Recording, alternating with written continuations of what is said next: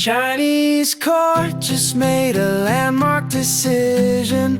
They ordered a tech company to pay 260,000 yuan to worker, replaced by AI. This ruling shows that China is now prioritizing job security over fast automation. Mister, the work as a quality supervisor for a firm in Hangzhou. The company told him that AI could now do his job. They offered him a new role with a 40% pay cut. When Zhou refused the lower salary, the company fired him. He sued them and the court ruled in his favor. Judges said companies must have social responsibility when using new technology.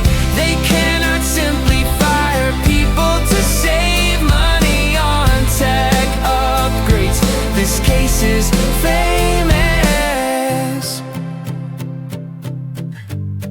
because China usually supports AI very strongly. Survey shows 80% of Chinese people are excited about AI. In the US, that number is less than 40%. However, youth unemployment in China has reached 17%.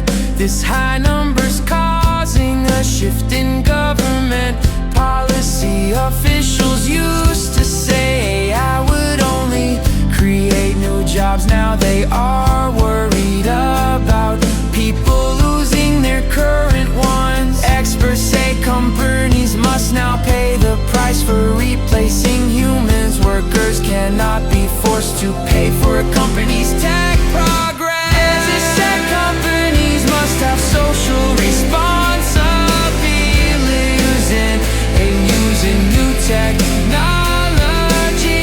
They cannot simply fire people to save money on tech upgrades. This case is famous. China, labor rights are now pushing back against the machine. China, labor